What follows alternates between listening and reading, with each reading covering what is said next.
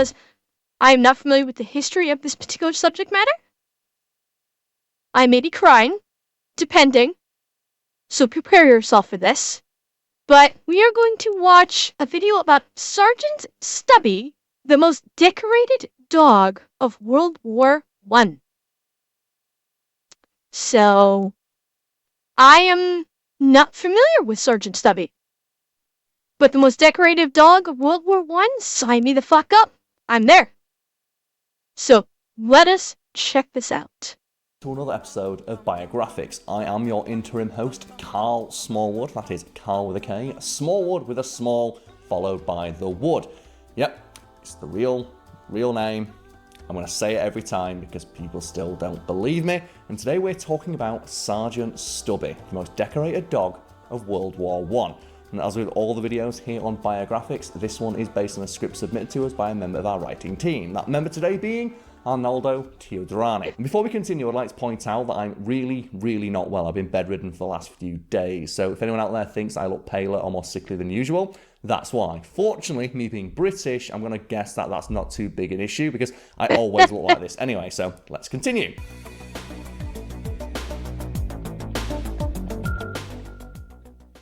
From 1914 to 1918, tens of millions of young men suffered the horrors of the Great War, the trenches, the maddening din of artillery, the hail of machine guns, and the deadly fog released by gas attacks. Almost 10 million of them never returned home. But even when trudging through the mud, the mist, the misery, millions of men could count on an army of brave and loyal companions, some 16 million animals who served on both sides of the conflict. Horses, pigeons, and dogs were conscripted to transport supplies, serve as messengers, stand guard, and even provide first aid. Dogs proved to be rather versatile in this regard. They hauled weapons and supplies, carried messages, killed vermin in the trenches, detected enemy scouts, and stood guard. As many as 10,000 canine friends were trained to find wounded soldiers in no man's land. They became known as mercenaries. Clad in a Red Cross vest, they carried a first aid kit, water, and, of course, hard liquor to comfort the wounded troops. In today's Biographics, we are proud to bring you the story of a small mongrel who could and did perform all of those duties. More astoundingly, our friend was not conscripted. In fact, one could argue that he volunteered. This is the story of Sergeant, in quotation marks, Stubby. Wow! Look at all the fucking medals he's got! Look at all these fucking medals! And he's ranked! Puppy is ranked, too! Oh, I can't wait to hear about this guy. Of World War I.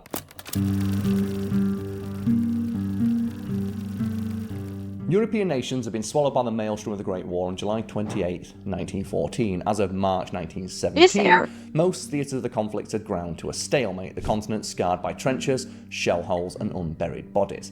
On April 6, 1917, US President Woodrow Wilson declared war against the German Empire, and an American expeditionary force was assembled and trained.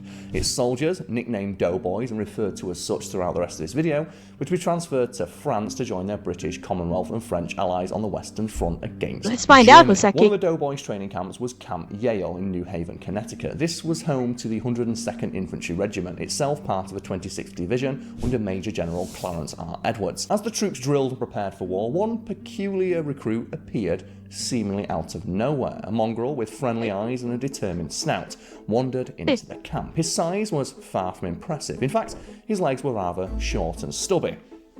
I wonder if there's a connection here. But, as they say, it's not the size of the dog in the fight, it's the size of the fight in the dog. Besides, this dog had made it pretty clear that Camp Yale was his home, that the doughboys were his new family. You may have even called him a volunteer who wanted to fulfill his duty for his country. Or, as the New York Times would put it, in such a time when men were parting from mothers and wives to defend the honour of Uncle Sam, was he, a mere wanderer without dependents, to think of self. The Camp Yale recruits happily adopted this new soldier and named him Stubby because of his stubby little legs. By October, the 102nd Regiment was urged to leave for France to complete training overseas, and somehow the doughboys had managed to hide Stubby from their superiors. Unwilling to leave behind their unofficial mascot, they smuggled him aboard their transport ship, the SS Minnesota. Hey! Stubby made it aboard, wrapped inside a folded trench coat carried by the human who will become his constant companion, 25-year-old Private Robert Conroy. I wonder, chat, what breed do you think Stubby is. I'm gonna go out and guess he's a mixed breed, but he's gotta have some bulldog in there. What do you think? I suspect bulldog and pit bull. Because he's definitely mixed. He's definitely a mutt. But I'm thinking, based on the features, like he's got the small ears of a pit bull, but the jowls make me think bulldog. And the size and the stubby legs. Well, this is in Britain statistics, so it wouldn't be an American bulldog. Yeah, maybe more like a French bulldog. So yeah, a bulldog pit bull. Yeah, Bobby, absolutely right. The face absolutely looks like Pitbull, but the jowls are a bit much, and the stature. Let's see. Stubby was a mixed breed dog who adopted an infantry unit long before the military added canine corps. Stubby was a pup, probably part Pitbull or Boston Terrier. I have doubts about it being a Boston Terrier because, again, this was in the UK, and I doubt they had Boston Terriers over here around World War I era. I think French Bulldog, like Potato said, is far more likely. So very likely a mix of French Bulldog and Pit Bull. That does seem very logical. After landing in France, which makes for a nice breed, or a nice crossbreed. Western France. When in transit, an officer inspecting the troops' carriages took Conroy by surprise. What was this private doing with a stowaway dog? As the enraged officer was about to mete out punishment, Stubby launched his counterattack. The mongrel stood upon his... Wait, it was a camp in the US? I thought this was in Britain.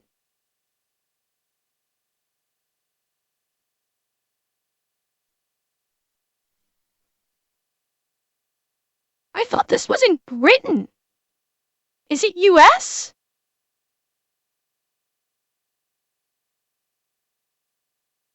It's in New Haven, Connecticut. Okay. Okay,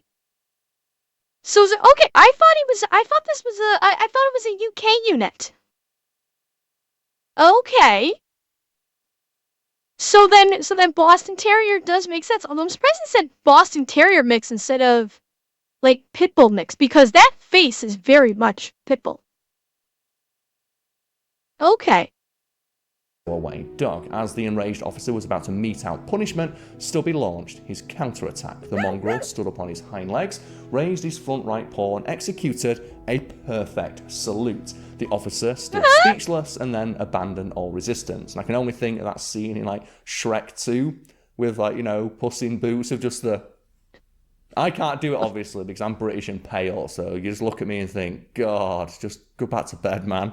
This is not the one. But imagine a cute animal doing it, and then doing a cool salute. Not only was Stubby allowed to stay with Conroy, but he was appointed the official mascot of the 102nd, so he wouldn't be bothered anymore. After reaching Neufchâteau, Conroy and Stubby were introduced to their regiment commander, Lieutenant Colonel John Machine Gun Parker, a hardened veteran of the Spanish-American War. Machine Gun fell victim to the mongrel's charms. When Conroy was assigned to a reconnaissance unit, Parker allowed him to take along his buddy.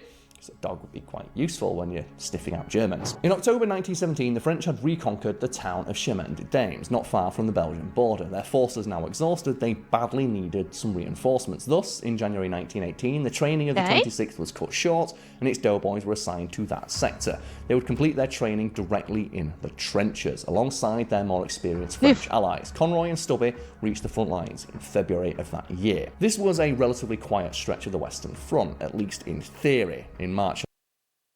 Yeah, Taurus, in Taurus, I'll give you one more counterpoint to that. You said if you want to see a group of soldiers melt, put an animal or kid in front of them. Do you want to see a soldier turn into an absolute death machine?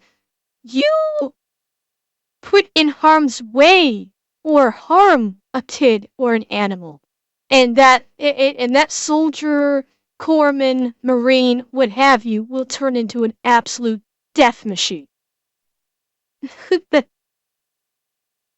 Hi, reasonable facsimile.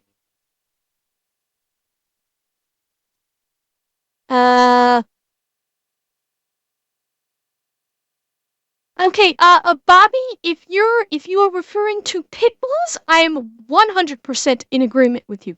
pit bulls get an absolutely terrible rep because everybody very conveniently ignores the fact that it's how they are raised and trained. So I am 100% in agreement with you, and I advocate that very thing every chance I get. It's not the pit bull's fault that people that partake of dog fighting or whatever choose them as because of some fallacy of locking jaws. Yes, no dog has a propensity for violence. It is all in how they are raised. 100% correct.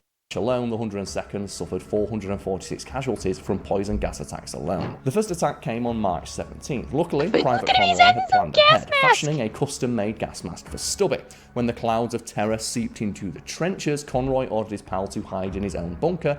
Stubby quickly learned from the experience and developed a talent, shall we say, to detect the first whiffs of chlorine, phosgene, and mustard gases. When the Germans released their Well, not so much a talent for it. Stubby already could probably smell mustard gas and chlorine gas way sooner than humans did. What he developed was a conditioned response to that. That's what he developed. He developed a conditioned response to when smelling chlorine or mustard gas. He would, he already could smell it from a mile away. next gas attack against the 102nd, Stubby barked loudly, alerting his furless friends about the impending danger. As the men wore their masks, Stubby noticed an off-duty sergeant still sleeping in a dugout. The mongrel dashed towards the unaware NCO and nipped it at his hands, until he woke up and donned his mask. Sergeant Curtin later honoured Stubby with a short poem I'll read for you now. Listen to me and I will tell of a dog who went all through hell. He always knew when to duck the shells and buried his nose at the first gas smells. Pretty good. Pretty good. Stubby was indeed proving his worth. Besides saving humans from deadly mustard gas, this heroic dog rid the trenches of the huge invasive rats, stood guard alongside the sentries and kept them company, and comforted the wounded. When the first shelling barrage hit the 102nd's trenches, Stubby experienced moments of sheer terror. Like, dogs don't like fireworks. Now imagine those fireworks were giant explosive artillery shells exploding mere feet away. But he soon got used to the maddening screams and booms of artillery. Moreover, thanks to his superhuman canine hearing, our buddy was able to hear the whistling sound of incoming bombardments well in advance. Barking madly, he would alert the doughboys, allowing them extra seconds to seek cover, no doubt saving many lives. Nice. Like, I mean, this is why military units would have dogs with them. Is once they've learned what's going on, they were invaluable to these troopers. Because animals have senses that humans do not possess, or they possess the keenness of senses that humans do not. And they are so dedicated to their humans. And, like, oh my god, yeah, Hectra, the goodest of boys. Like, this pup was a soldier. He was a soldier.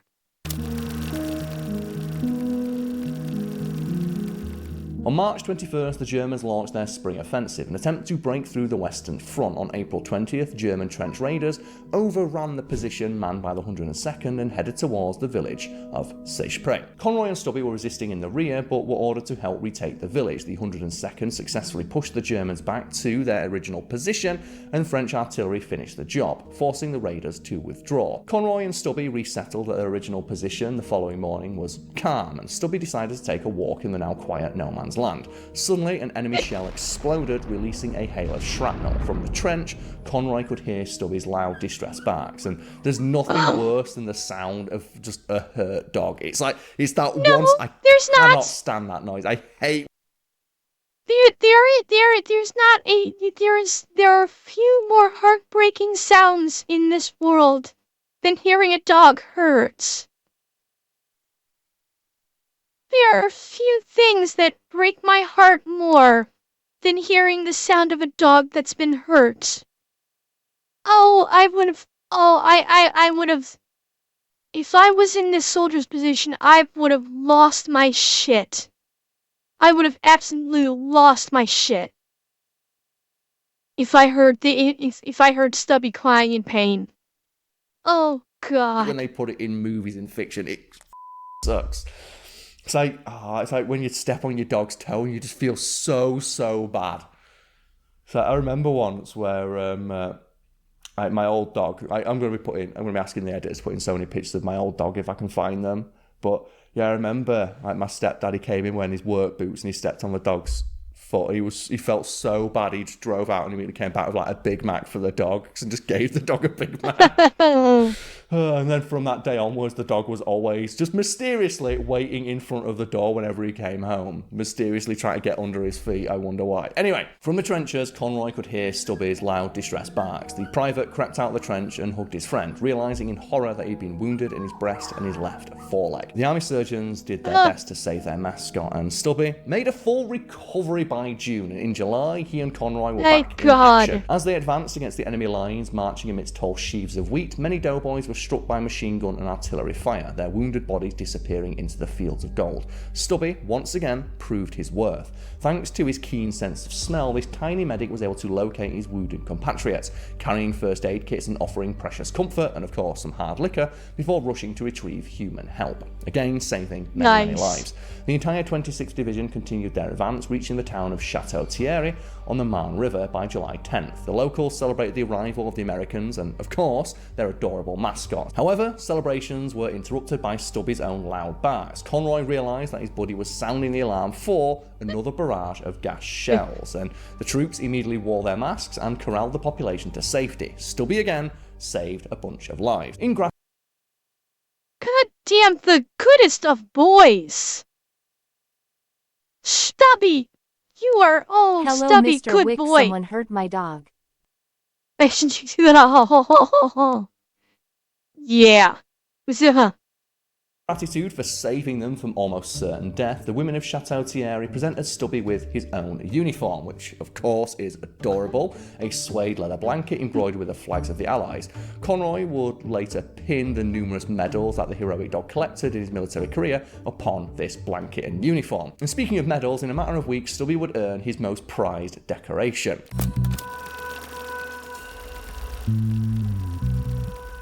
The boys of the 102nd were allowed some weeks of R&R before their next action. On September 26th, they were to assault the German-held town of Marshville, a feint manoeuvre intended to distract the enemy from the main Allied attack at the Metz-Argonne offensive. Both the Americans and the Germans put up one hell of a fight. Well, yeah, Brett Bass, I mean, the title is Sergeant Stubby, so we do know that he's going to get promoted. I'm going to take a wild guess. No, actually, ACDC, I don't think they've ranked him sergeant yet. What I'm going to guess is when that private attains the rank of sergeant, they also give Stubby the rank of sergeant. That's my guess as how it's going to go, but we'll see. But that is my guess. When Stubby's human gets sergeant, I suspect that's when Stubby will. But we'll see. And Pactra, I mean, I understand that. But this is back during World War I, so I don't think that they, he also was not a military dog, so to speak. He was kind of just adopted into it. So, slightly different situation in that respect. Over a single day, Marshville changed hands over 4 times before the 102nd retreated. 449 of their men were killed, wounded or captured, or listed missing, but the regiment had fulfilled its mission of diverting the enemy's attention. At one point, during that day of grueling attacks and counterattacks, Conroy, Stubby and other soldiers were patrolling the outskirts of Marshville. Stubby's heightened sense perceived something hidden nearby.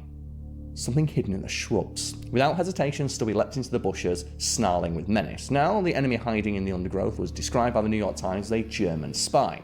The guy in question wore a regular uniform, so it would be more accurate to describe him as a scout spying on the Americans. Whatever the guy's job description, the poor git had no appetite for being torn apart by a ferocious dog. Sure, the dog was this big, but remember, it's not the size of the dog, it's the size of the fight in it. So Stubby gave chase and lunged forward, hitting the scout at the calves with all of his weight. As the man fell flat on his stomach, Stubby pounced on him and bit at the seat of his trousers, pinning him down. Before the German had time to react, a squad of doughboys intervened, taking him prisoner. Conroy and his friends realised that their captive wore a distinctive medal, the Iron Cross, the German decoration for bravery on the battlefield. Well, it didn't for much longer, because they took it off him and gave it to Stubby and pinned it upon his uniform.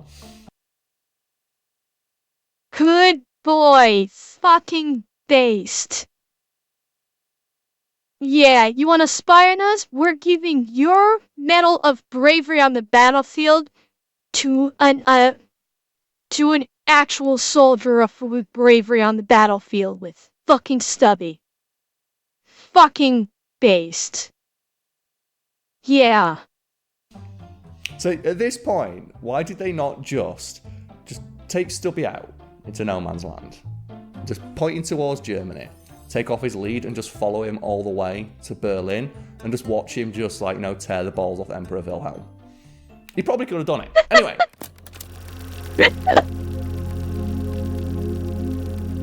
Now, for anyone who remembers history class, the Great War would be over on November 11th, 1918. Of course, neither the Allies nor the Germans knew that and continued to supply each other with misery throughout October and early November. Yeah, the last Taurus, 3 weeks of me the war too. must have been truly miserable for Biting him on the ass and keeping him pinned down until soldiers from the unit could come take him into custody.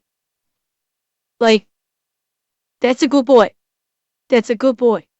Stubby and friends, as noted by historian of the 26th Division, and I quote, "The men were exhausted after fighting Okay, for Monarch, 3 weeks thanks under for coming continual by. Have a rain good with night's sleep." Scanty food and little to no shelter. They had been gassed and shelled heavily, near constantly. In November alone, the 26th had suffered over 400 dead and wounded and almost 500 gassed. Luckily, our two pals Conroy and Stubby made it in one piece to Armistice Day. The men and dog of the 26th Division would return home in March 1919, but before that they enjoyed their fair share of victory parades in France. Stubby could be seen marching alongside Conroy, proudly covered in medals. By then, he'd become something of a celebrity and was known as Sergeant Stubby, although he never received an official promotion, though he probably should have because he caught a German spy. Oh. Okay, so it was just, it was, so it wasn't an official rank, it was just an unofficial label. Okay. I guess that's probably why they have the upside down chevrons as opposed to the properly right side up chevrons, because it was unofficial rank, and they probably and by military law they probably could not put properly raised chevrons on his quote unquote uniform. Just be so no military units would think that he was actually ranked. Was it? Okay, so because now okay. So this is okay. So this is British. Well, okay, yeah. I mean, yeah, that's Navy Wolfie, but he wasn't part of a Navy unit. He was part of an Army unit. Okay, Kaibo, have a good night.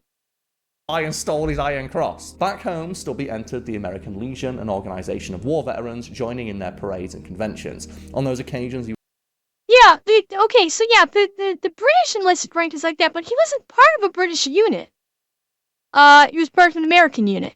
And I'm reasonably sure that in World War I, I'm reasonably sure the chevrons were upright for sergeant in World War I time. Reasonably sure.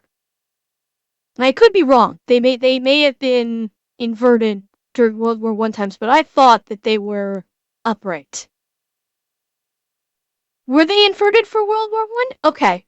I thought that they were upright during that time, but I could be wrong. I've not really studied my visual rankings for soldiers during the World War One era, so okay.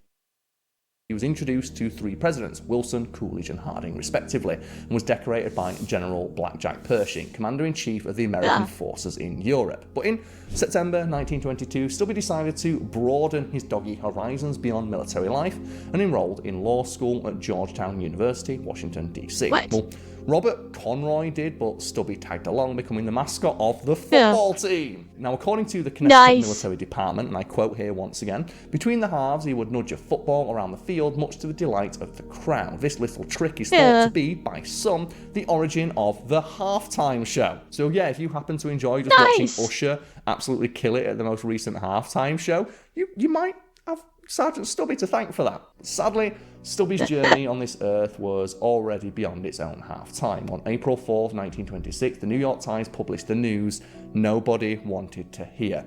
Stubby of the American Expeditionary Force enters Valhalla. They said he went to Valhalla.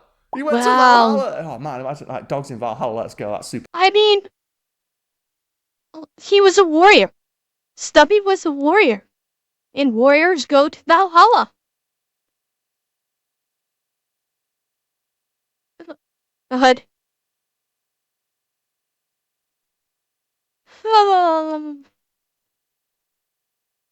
Trying to keep him crying right now.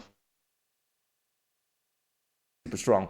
That's a great visual. And has anyone ever read that cool story about that concept of, I think it was a Reddit prompt where just the writing prompt is like, to go to Valhalla, you have to die with a weapon in your hand.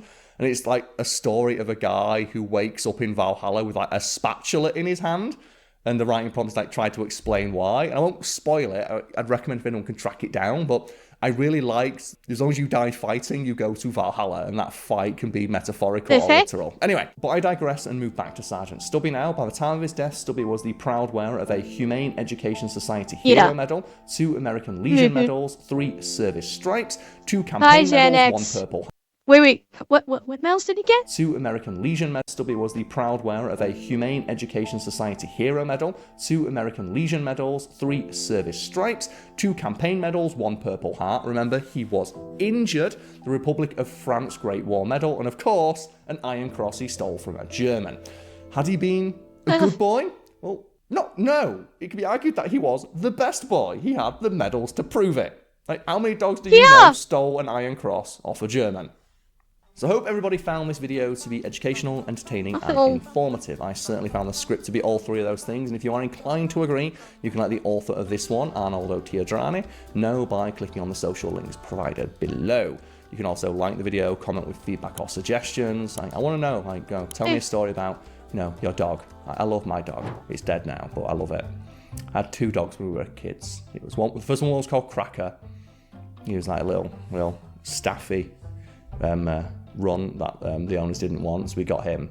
He had like a little white spot on the back of his neck, so he wasn't considered to be like show worthy, so we got him, and he was awesome. So he was just like this little ball, like daft as a brush we used to call him, because when you'd sweep up, he'd just like try and nibble at the bottom of the brush.